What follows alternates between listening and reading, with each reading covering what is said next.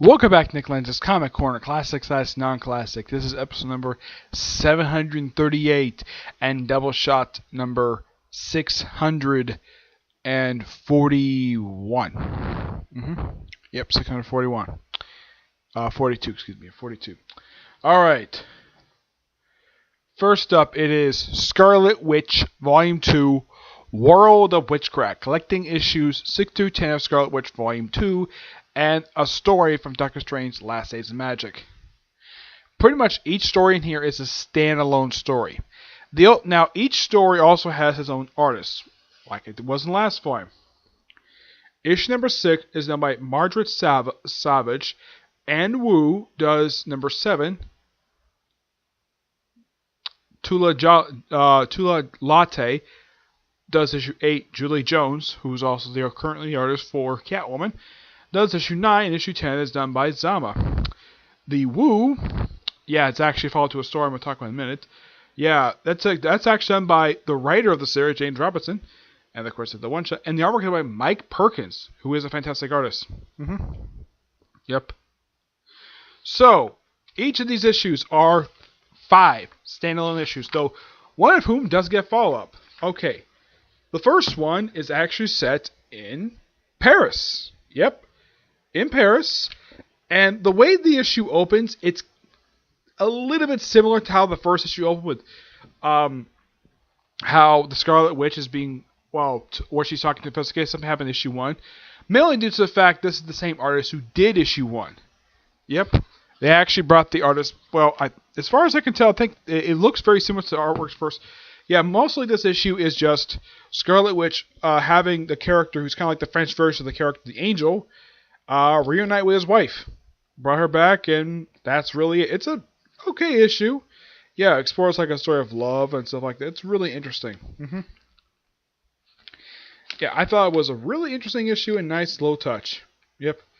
The next issue is, she goes to, I believe this is Hong Kong. Yep. She goes to Hong Kong of all places. You know what I can tell? The Chinese junk. Yep.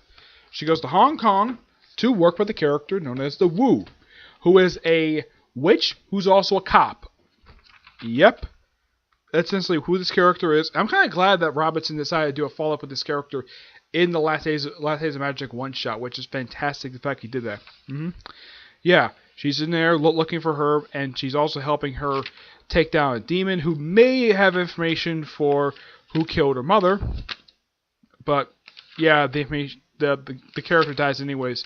But I think the reason why Robinson did a follow-up to this character, why he did that, and this is just my theory, I think because he got a good positive buzz in this character, and plus probably because this particular issue probably was a good selling issue, that or was pre-planned for him to do a follow-up with this character. And I found the character to be quite interesting. Yep. Issue 8, she goes to, she's back in New York, where she goes to a psychiatry office, and she runs into, of all people, there's even a reference to the High Evolutionary, yep, who actually he also recently just showed up in the Avengers Champions crossover Worlds Collide. Yeah, he was kind of the main villain of that crossover, so, yeah, thank you, Mark, for bringing him back. But who is the psychiatrist? Of course, they also reference stuff like with her past, with the Vision, the characters Speed and Wiccan. But here's something interesting, though. This psychiatrist is actually the ringmaster. Yep, of the group known as the Circus of Crime. Yeah, these characters were created by Stan Lee and Steve Ditko. Yeah, and Ditko's, from what I can tell, his only issue he ever drew for Incredible Hulk. Yep, he did. They first showed up in issue 6. And it turns out, I later found he's actually from a long line of ringmasters. There's the ringmaster in World War II who was a Nazi, and there was even one in the Old West. Fun things to consider. Of course, the guy gets arrested, probably because he's wanted for something. Yep.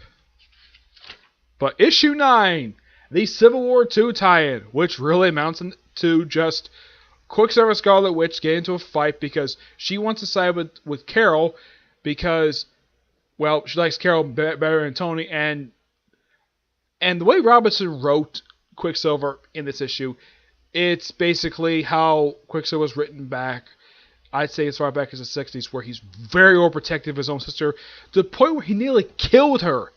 Yeah, and because of that, she never wanted to see him again, despite the fact they reconciled in No Surrender. Yep. And I think they also did in Uncanny Avengers. Yeah, that's really the whole point of this issue. They fight and they never talk to each other for a little while. Issue 10, she goes to Japan. Yep. She goes to Japan. Goes to Kaito, Japan. I think it's been like 20 years now. There was an earthquake there 20 years ago. Yeah. So she's just there investigating some other source-related thing, who apparently knows a lot about her mother. Yeah. It's a fun little issue. And of course, the Last Days of Magic one-shot. Not the entire thing in here, it's just a woo story. Yep. So overall, this is fantastic. I still have to ask the question, why did the series have to end for? It's so good. There's like one bad issue the whole entire series. And that was the issue where she went to that monastery and the whole thing of paganism. It was probably the most boring issue of the whole series. But every single issue since then, it makes it so good. Makes wish, though, the series lasted longer. And I show my friend Edgar basically agrees with that, too. He actually is planning on reviewing this series. But I got the series in trade because I own most of the series, except for the last, like, 2 or 3 issues. But I wanted to get the trade because I'm buying trades now. I give this book a 9.5 out of 10. It's really, really good. All the issues have really good artwork. None of them got bad artwork, which I got to praise it for that. Though I think one issue had 2 different art styles. Alright, next up is a book from Matthew Rosenberg, which I think this is the second trade I've actually reviewed from him. Last one was Kingpin. This is actually the one series that actually was the first one to last more than like 5 issues for him, 5 or 6 issues.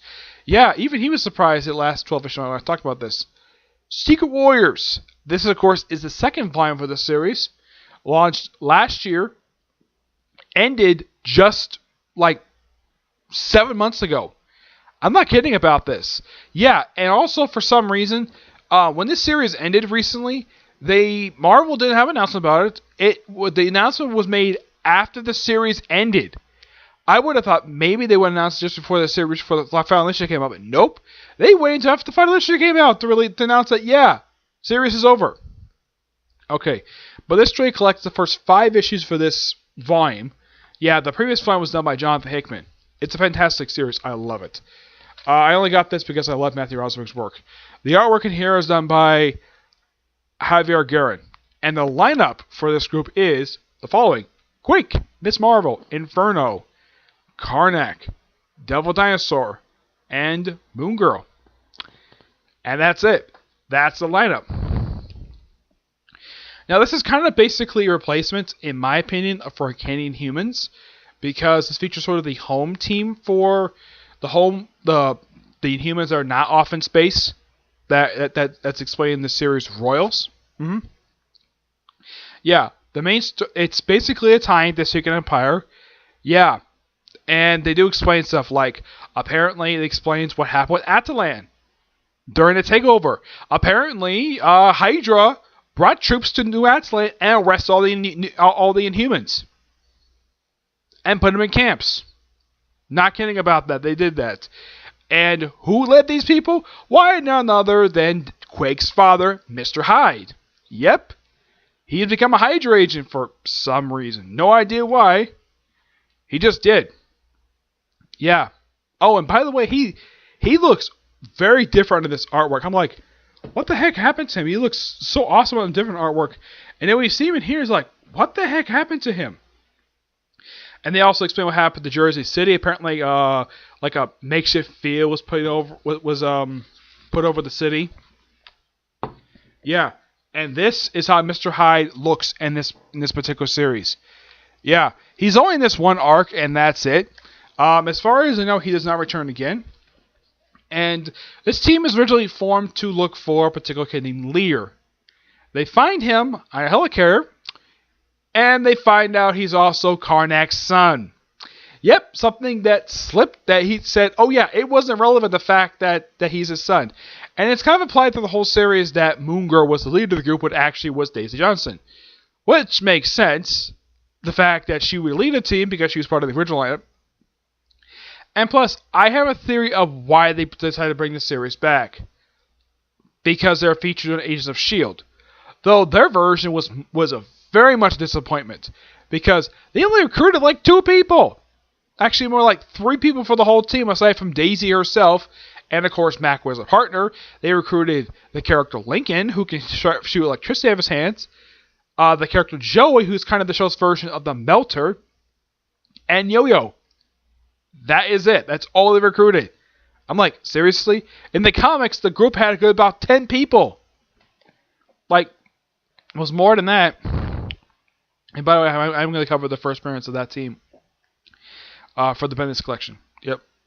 Because Bendis is technically the one who created the team, but Hickman was the one who developed it. Yeah. Oh, and by the way, in case you're wondering, does Hydra Cap show up in here? Yes. Shows up just for the opening issue. And also, Daisy Johnson's asked to join up with the Hydra stuff. She says no and basically goes on the run. And forms her own team. Yeah, I thought this was a fun little arc. The Hydra agents basically are acting very stereotypical like Nazis. Where they're going door to door. Well, they act kind of like cops and they're looking for a particular kid. This is how cops normally do. It's like, have you seen this kid? No. Cops in real life do in fact do that. So it's perfectly understandable why Hydra's acting that way, why they're doing that, going door to door, asking people if they've seen this particular person. In real life, cops do pretty much the same thing. So that I didn't have a problem with. The reason why they're looking for this character, because he's a human. Yeah, and they briefly arrest Inferno, and he pointed out, though, he did nothing wrong. Yeah, he did nothing wrong. So as for why they're arresting him, no idea. Yeah, basically, in case you're wondering, does the Secret War, does this tie-in affect the main series? No, it does not.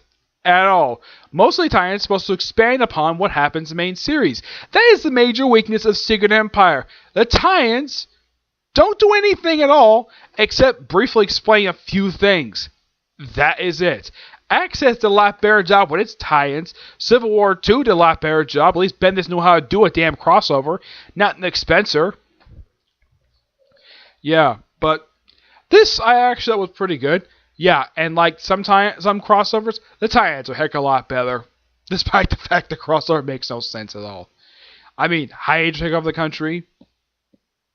Yeah, that is kind of original, the fact that Hydra would do that. Though they loosely adapt the idea of that story for the Agents of S.H.I.E.L.D. TV show where Hydra took over the country. Yeah, and I'm like, does Hydra know about due process? Yeah, Hydra is breaking a bunch of laws doing this. Oh, and by the way, where's President Trump in all this mess? Apparently Marvel just doesn't care about him in the damn universe. Yeah. But despite that, this is actually pretty good. I'm going to give this a 9.25 out of 10. It's actually pretty good. Nothing really wrong with that series. And I'm looking forward to getting the next volume, which will basically complete this one. I am also really wanting to get my hands on the original volume by Hickman. Because I love that run. And it also loosely ties into the S.H.I.E.L.D. series, which I own the trade for the first volume for it. I don't know when the second volume is collected in trade. But I would think, though, with the final 2 issues out, they would finally release that in trade. I heard they are, but I don't know when it's going to come out, okay? So, yeah, that's really it for this episode. Stay tuned when I get a chance to do the next episode, which is going to be on the 2 volumes for S.H.I.E.L.D. You get my thoughts on those trades in the next episode, okay? Want to see you there. Bye.